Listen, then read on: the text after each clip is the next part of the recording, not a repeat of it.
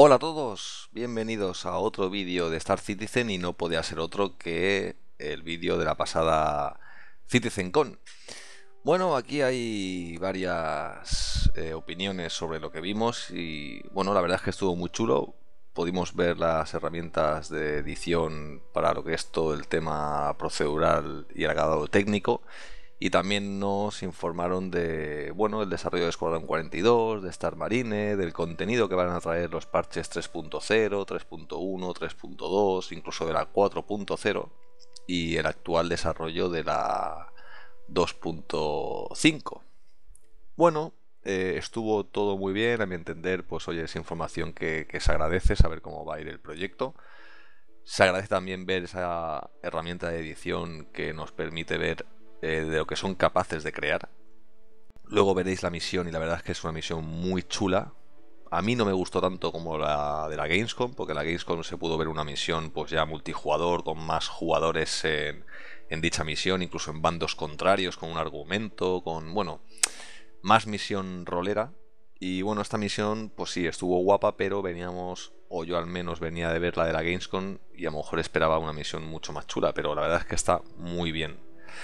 Yo simplemente eché en falta pues lo que está a puntito de salir, que es Star Marine y Escuadrón 42. Había mucho hype a través de eso y al final no salió porque, como dijo Chris, el acabado técnico no era el que se esperaba y preferían no sacarlo. Pero yo sí que voy a ser crítico en este punto y veo muy bien todo lo que se ha enseñado, pero faltó eso. Y faltó eso y no se comunicó hasta después del evento.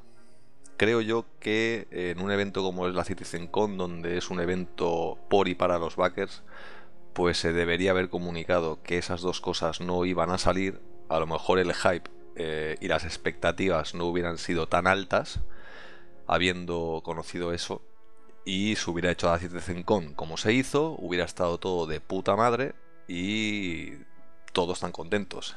Pero al no haber dado esa información y al no haberlo comunicado, pues las expectativas antes del evento crecieron, se puso a la venta la Polaris por más de 700 pavos, la gente tenía el hype por las nubes y cuando vio lo que se vio, pues se esperaba algo más.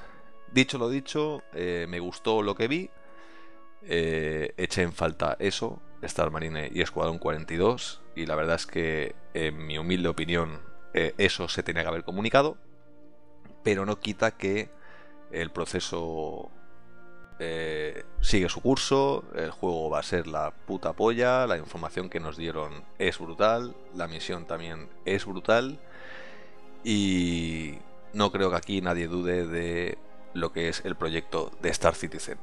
Sin más, os dejo con la misión, espero que la disfrutéis y nos vemos en el próximo, que no tardará mucho. ¡Hasta ahora!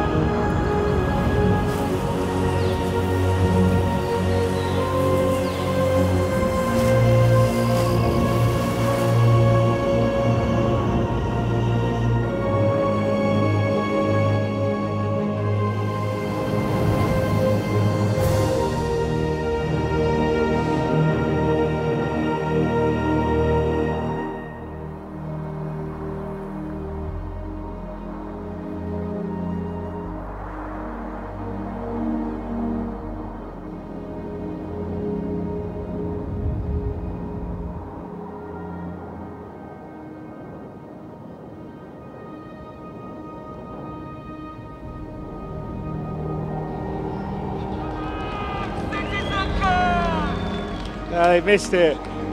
Yeah. He actually says, hello, CitizenCon, but you guys are all laughing when you saw the guy.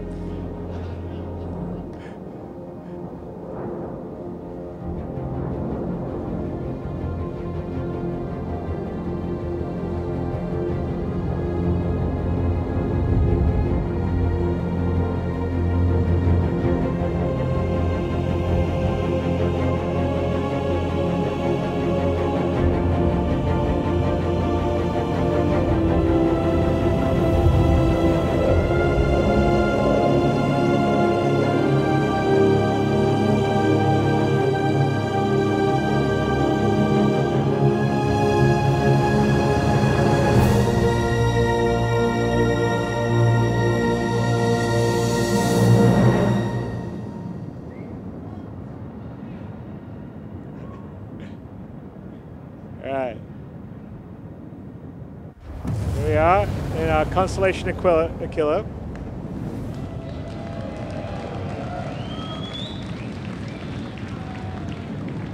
Some contrails.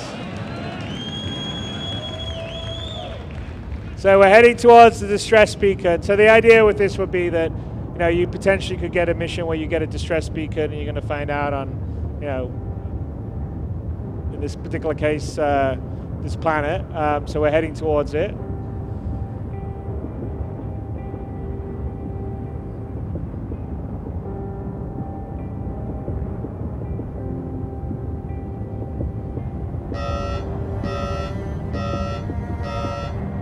So I think this is telling us the atmospheric conditions are unsafe. And one of the key gameplay things we want to do on, because obviously the planetary tech is going to allow us to have a whole bunch of play areas we don't normally have, is to encourage players not to always, you know, maybe you can't always fly there. Maybe you have to get out and use your rover, for instance, which you have in Aquila. So it's fine. Let's go find a landing zone that's on the edge of the desert plain.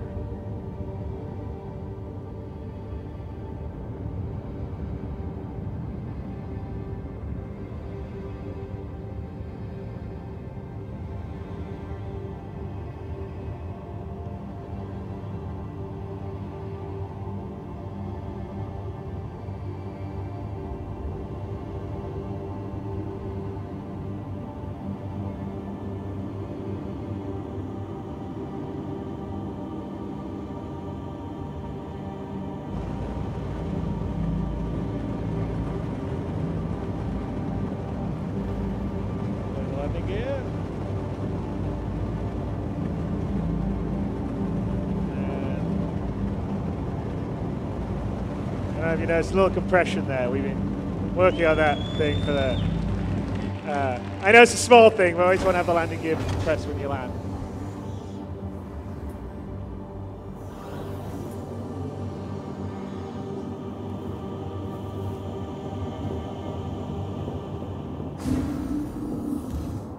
Right, so we're going to head out to do some exploring and the armor on. Alright, let's get us out. Let's be nice and tidy, close the locker up, and then grab our gun just in case there's some hostiles out there. I mean, but this is kind of an example, like for instance, you shouldn't be able to sort of sit in heavy armor flying a ship. Maybe you're in your flight suit and then you go and equip your armor or your EVA suit when you need to go outside and do stuff. And so you sort of want to make it quite immersive and have different reasons to be equipping and using different stuff. So if you notice, this is the actor that we had that was in People to Planet. He's actually in Squadron 42. He plays a character called Joachim Steiger.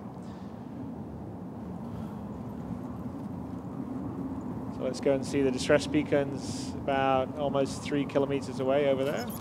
We get our We'll scope out. All right, so let's figure out how to get there since we can't fly.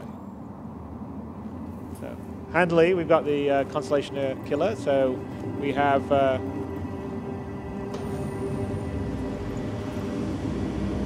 rover. So, you know, you saw the Constellation Killer commercial a while ago. We are now doing this in game, in real time. Awesome.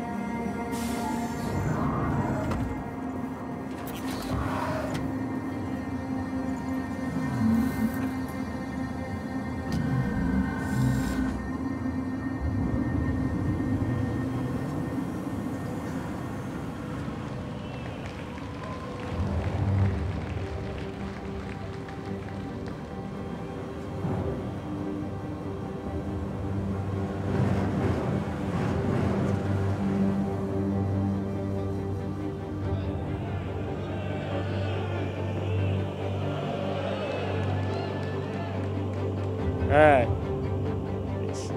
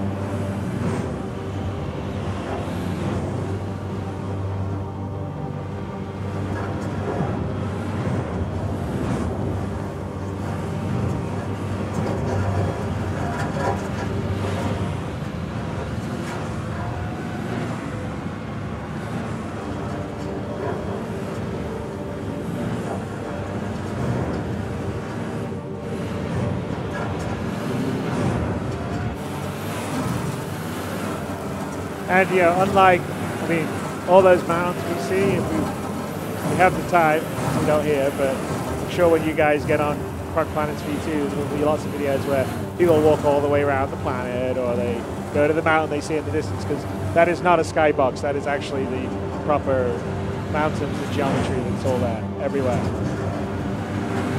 And that's actually the liberating thing with this tech, is when you build a planet on a planetary scale at this level of detail, and of course you can see up close that it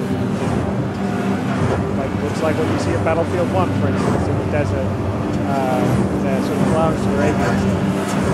But of course it's all at a global scale, the whole planet. And we have different ecosystems, obviously, we've flown through, so we flew over oceans, we flew over sort of grasslands or forest, or over through mountains, and now we're sort of at the edge of a desert and approaching a desert.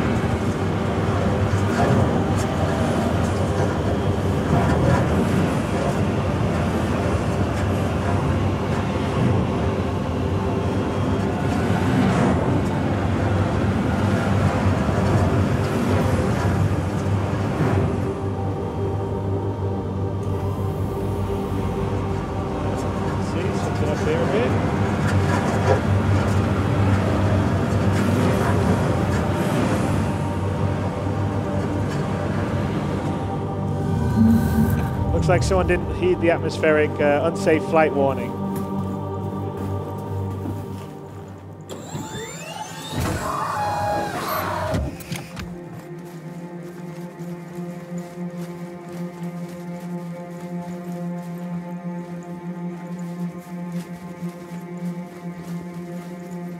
If we take a look back here, you can sort of see where we came from, about 2.5 kilometers back there. And so we're heading past this rock out, this sort of canyon walls to head to the distress beacon.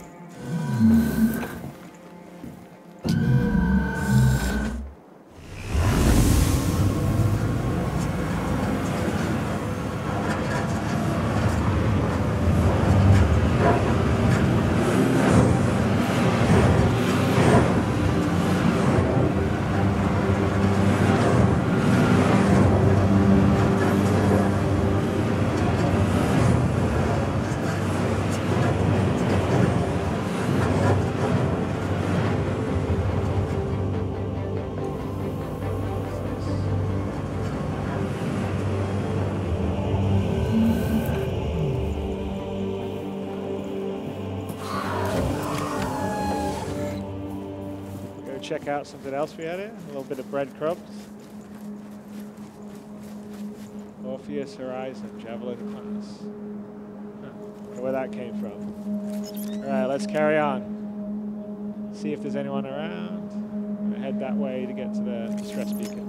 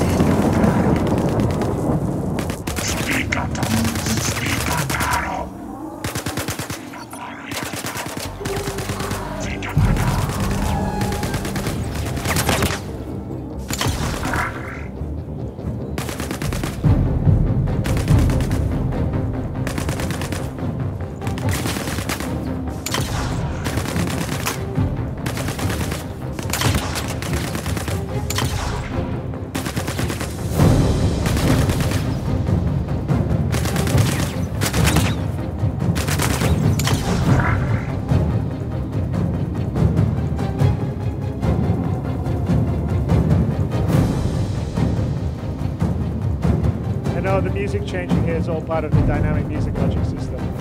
So it'll start to calm down now that the combat's over. Right, so that's, well, we lost our rover, that's not so good.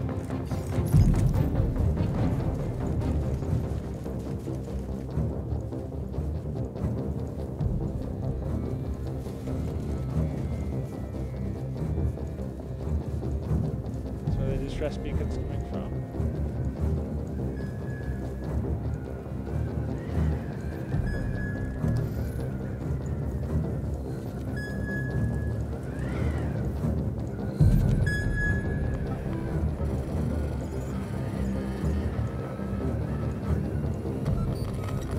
Was a trap.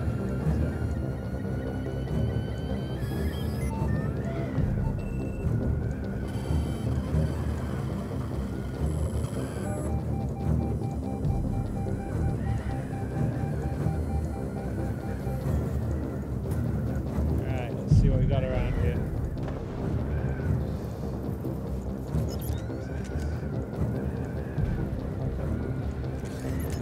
Very conveniently, some sand nomad dragonflies.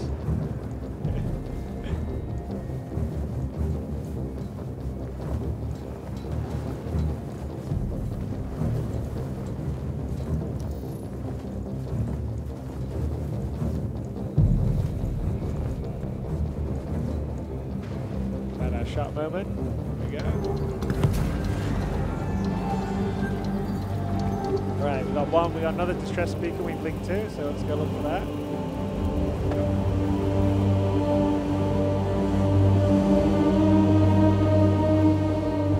And remember, we came all the way down from the planet, all the way down here, and we're down, driving around in this level of detail. So that's kind of a big testimony to what the Proc Planet V2 stuff does, and the tools it's given the artists to. This looks amazing. You wouldn't think that's at a global scale.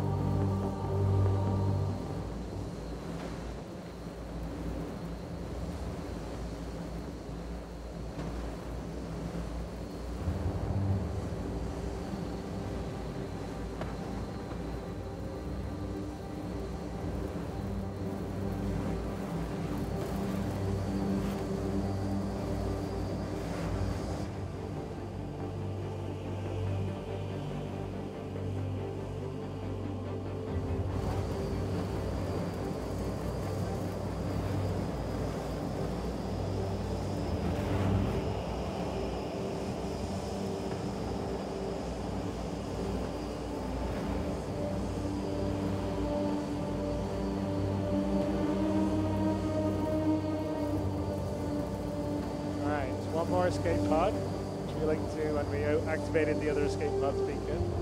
So Vince, by the way, Vince is our lead QA in Los Angeles. He's a much better pilot than me.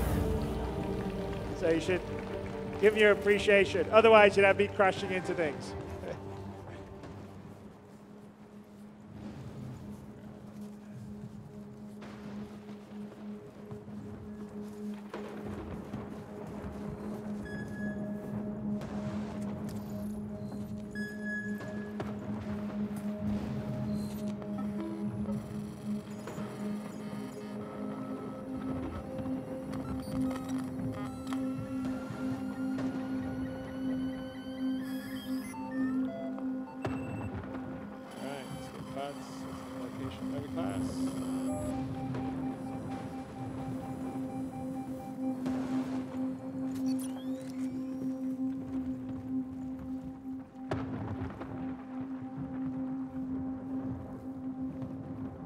And if you see up there, that's the space station. And if you look closer, you can actually see the rings slowly rotate. But that is the space station we flew past on the way down. And that's kind of what the sort of tech and the 64-bit precision for positional space gives you. We just can have this dynamic range of scale that I don't think any other game has.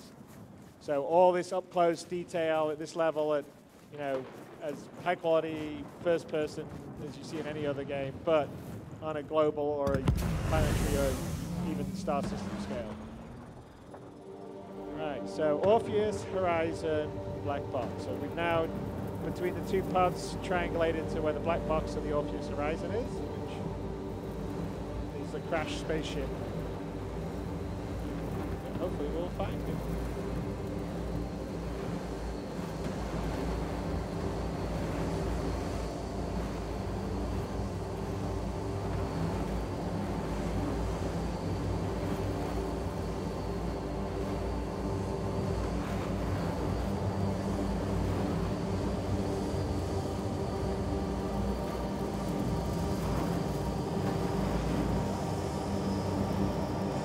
Vince is undeterred by the impending sandstorm.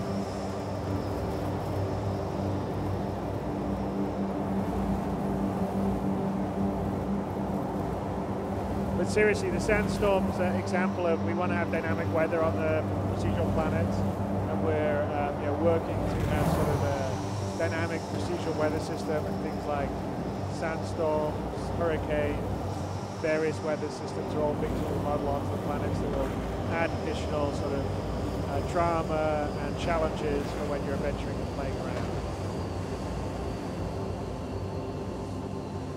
Alright, let's go check out these wreckages.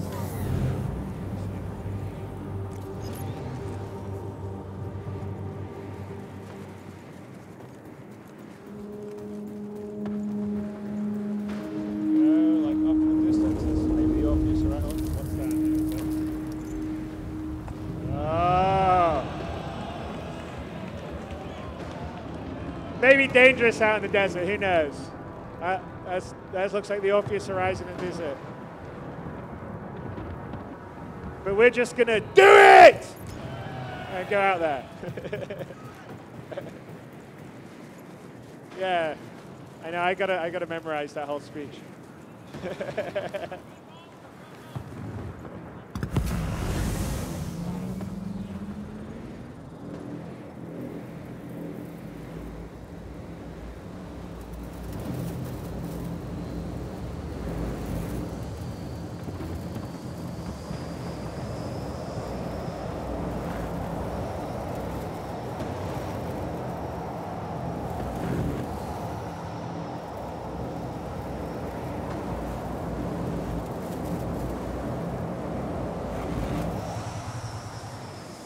There.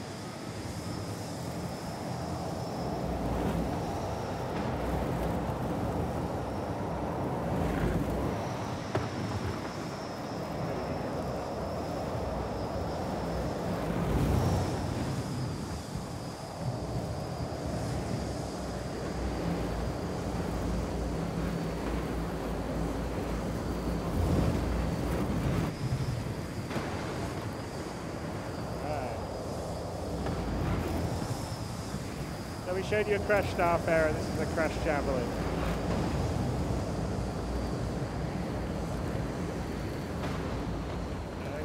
We'll just pop off here. Still about 200 meters away. And check out where we're going.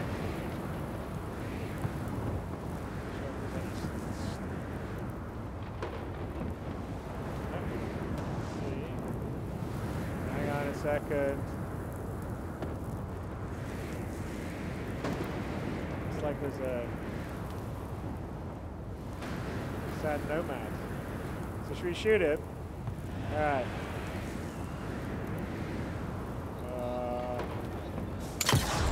Oh! Nice shot, man.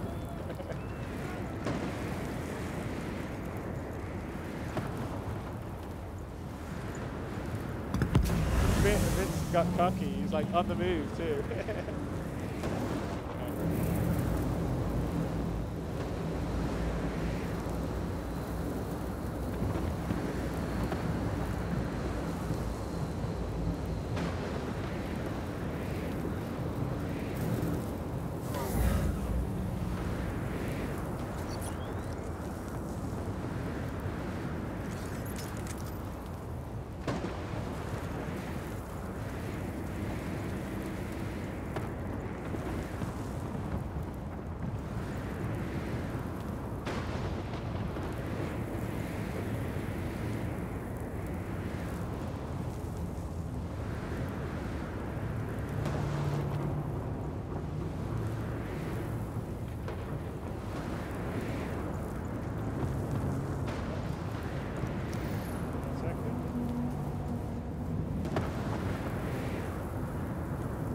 Sneak up behind him.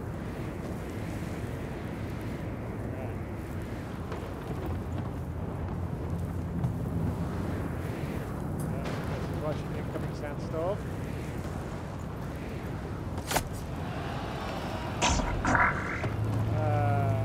That looks like it's getting close.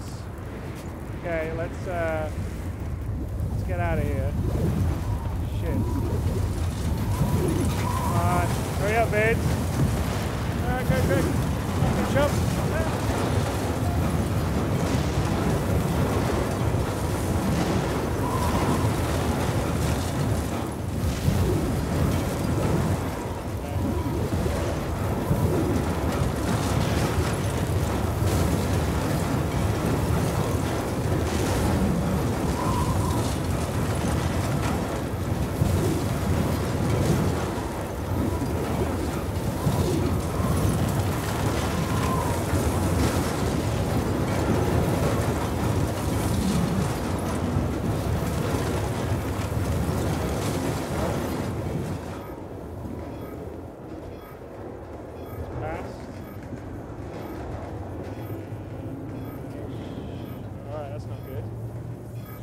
Lost our way in.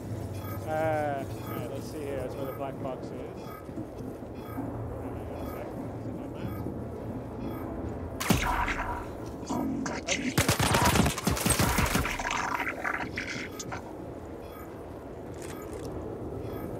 Right.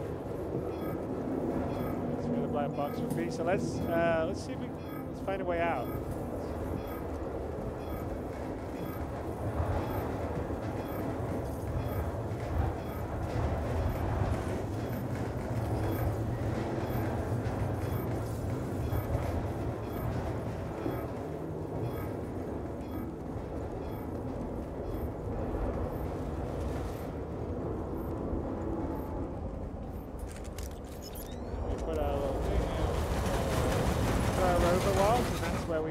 Connie up there, which is probably about, I think, 8 or 9 kilometers away.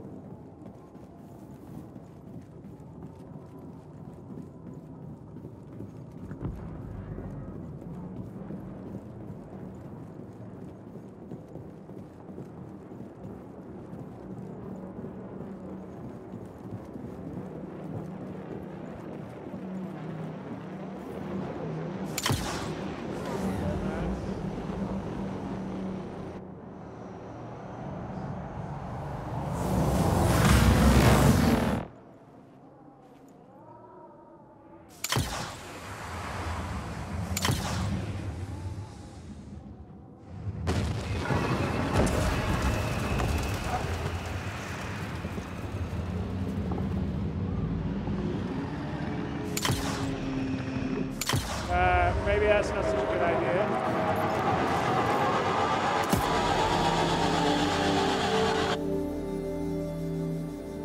How did it? Okay, that's the first time it's ever done that. But you get to see the pull-out twice now. How did it go to the console?